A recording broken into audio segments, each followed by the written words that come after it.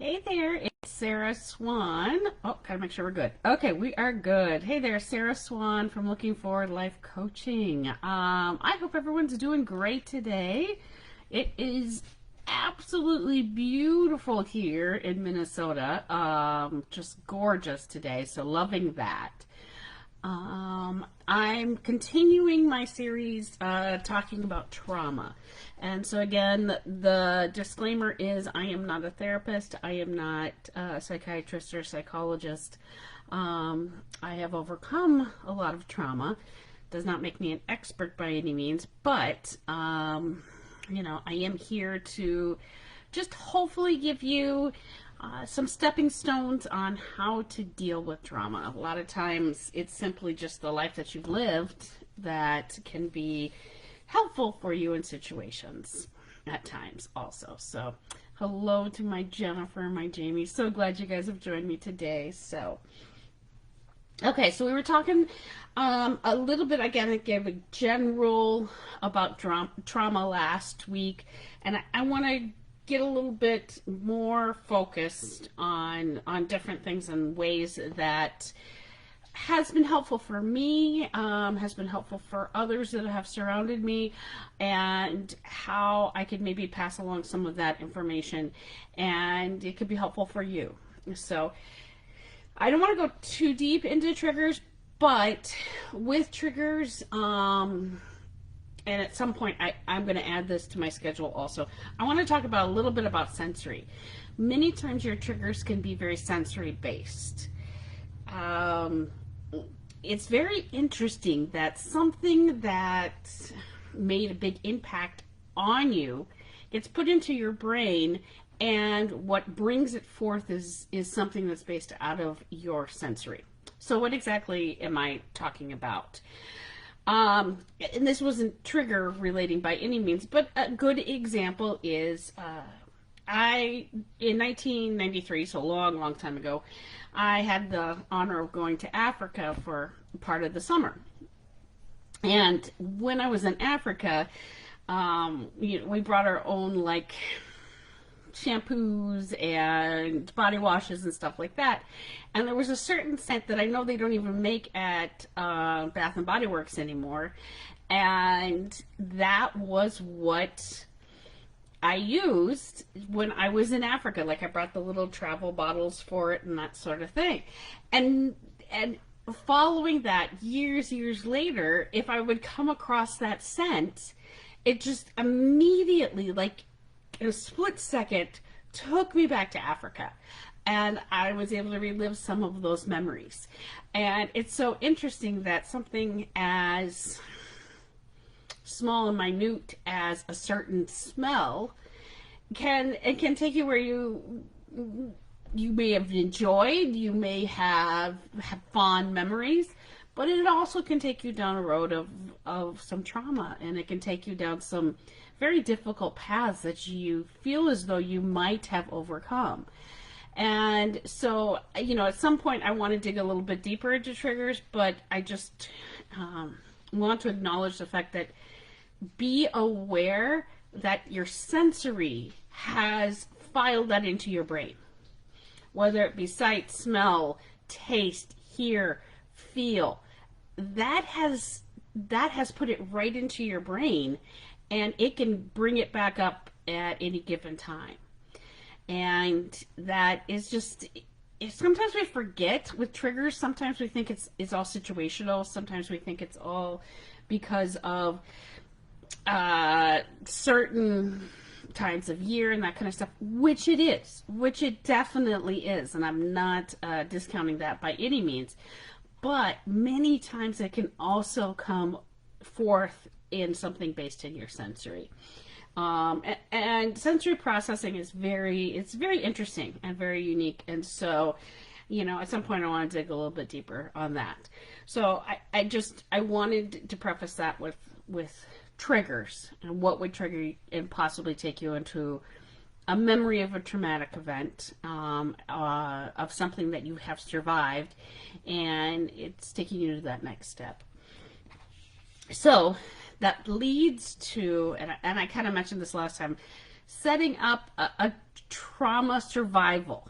What's your trauma survival kit? Almost like a kit.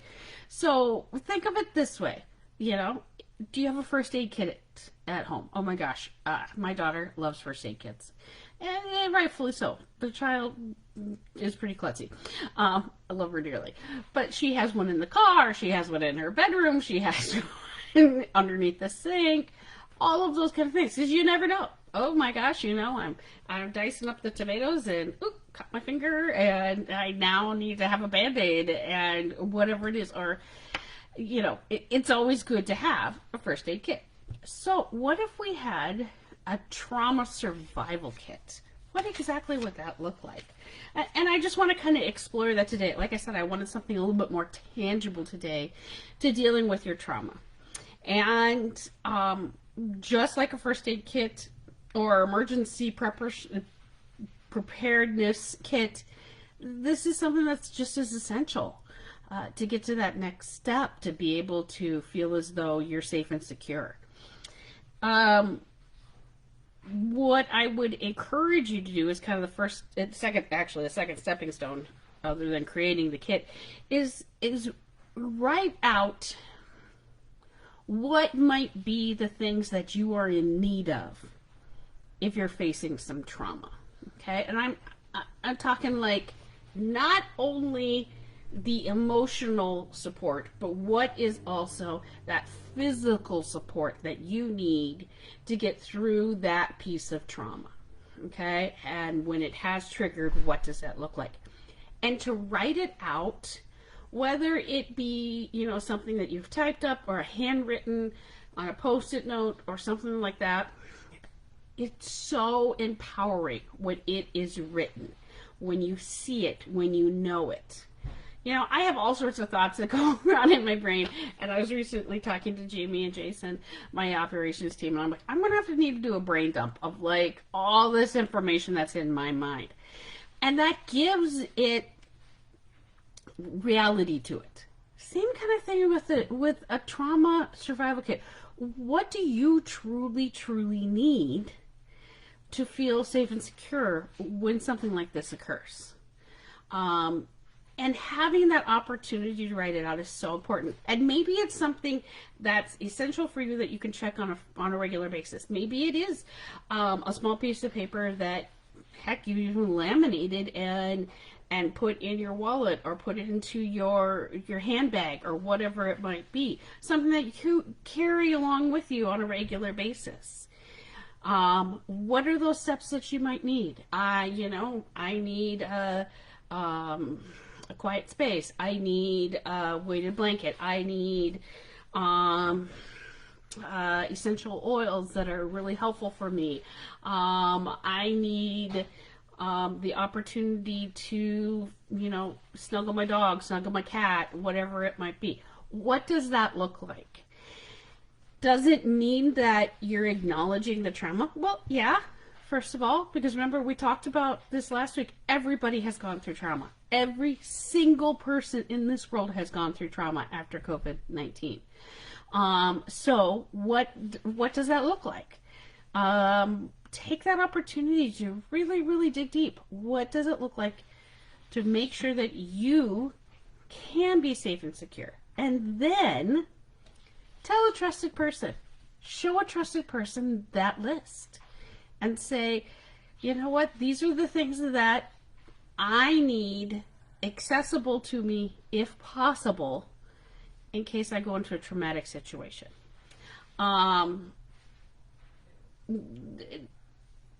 Like for instance, some people, storms are really tough. We have a very sweet dog that we love dearly that survived the Joplin tornado.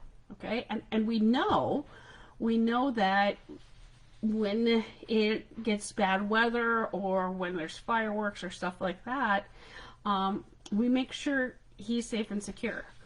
And maybe that's down in the basement, and maybe it's wearing a thunder coat, or, you know, maybe it's making sure that he's distracted. So these are things that are so important. He trusts us to take care of him. Who's that trusted person in your life that you can turn to, that you can say, okay, these are things that are really important to me, and I know that I'm strong. I know I can get to the other side of this, but I want you to know. So again, tell a trusted person what you truly need. And then I would also encourage you to have some on hand. So, like, what if it's like you take a little bag and you've labeled it somehow that you know that this is your trauma survival kit, okay? And maybe it's some essential oils. Maybe it's a fidget. Maybe it's some headphones. Maybe it is lotions. Whatever it might be that's very, very helpful for you. Why not have a little bag that you've got it in there? Stick it in the car. Set up another one. Have it on your bed, your nightstand. Have one. It's back to that whole first aid kit. Well, this is very similar to it. Hey, Holden, this is very similar to that. You know, it's a trauma survival kit. And in there you have those instructions of, you know what, if I'm really struggling and I'm having a meltdown or I'm panicking and I need secure, safe location.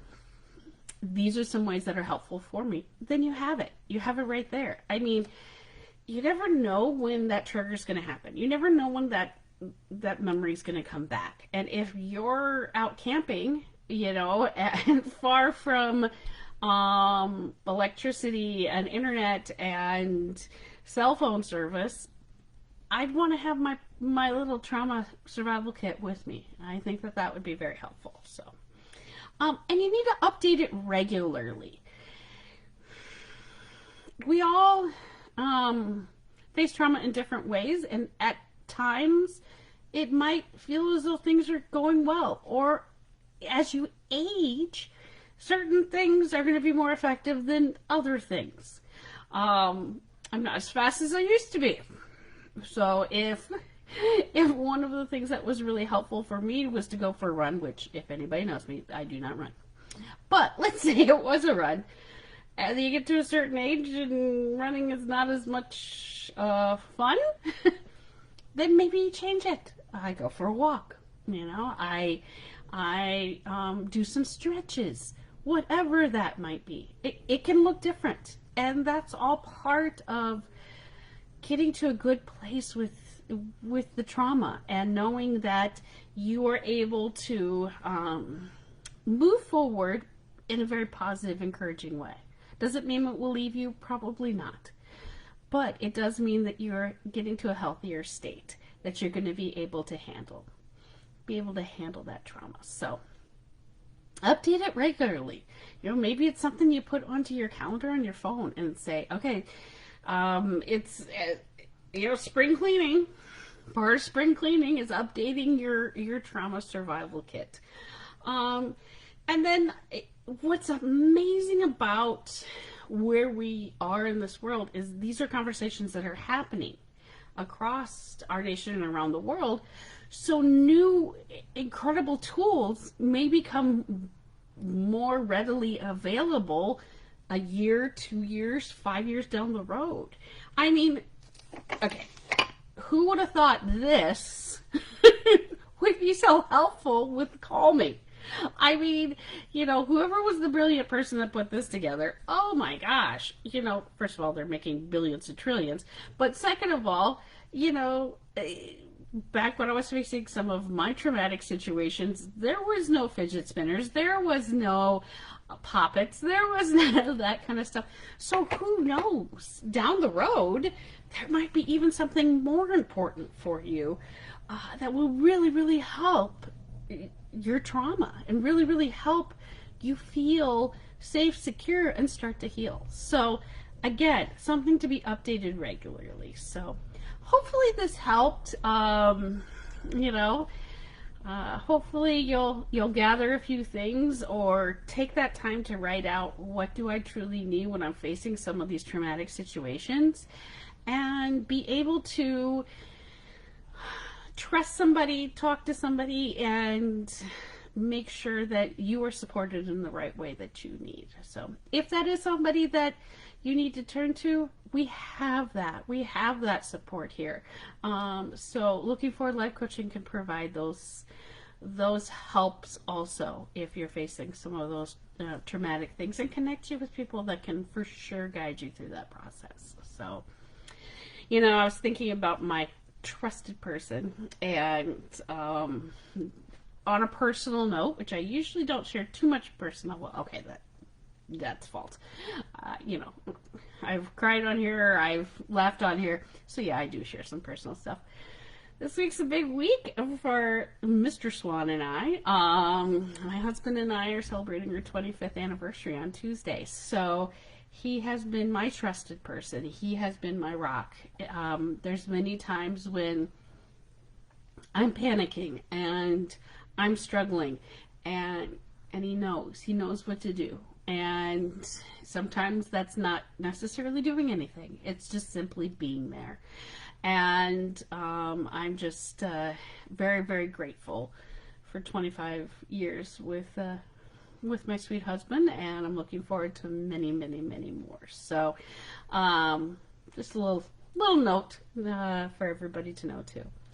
If you happen to have come out to out to the resource fair at Richfield on Saturday, yesterday, oh my gosh, was amazing, just great information, great resources. So I want to encourage you, if you happen to be in central Minnesota, there is going to be an excellent opportunity coming up for you in central Minnesota, which is nice. It's not always in the metro, which is good. We're getting out there. We're going farther, making those rings wider and wider. So Central Minnesota Autism Resource Fair is coming up. That's going to be on Saturday, June 24th at Elk River High School from 10 a.m. to 2 p.m. Come and check it out. Come and check it. Completely free. I know we're going to bring a few treats. We'll have our bubbles, all sorts of great things. I'm hoping that it will be a great space. So come and check that out. I think that's going to be an excellent opportunity just for people that are outside of the metro. Living in a metropolitan does not determine whether or not you receive services. So let's make sure and spread it out even farther. So, and another big shout out to my operations team that has been rocking it out, helping me out with all these kind of events. I can't do it without them, so I am so appreciative of them. Next week, Father's Day, I'm still gonna get on, and I'm gonna take a quick little break from Trama. We'll go back to Trama after Father's Day, but I want to celebrate the dads. I want to talk about the dads and how amazing they are. I have been very, very blessed with my own father and my father-in-law and excellent grandfathers and uncles. So I want to take that opportunity and just celebrate Father's Day. So, well, I know that this was heavy stuff. It always is, but I think it's an important thing that we talk about. So hopefully you were able to take away a few stepping stones today on how to just be safe and healthy during your traumatic issues, and know that you are amazing and cared for. So stay safe and be kind to each other. Okay, talk to you later. Bye-bye.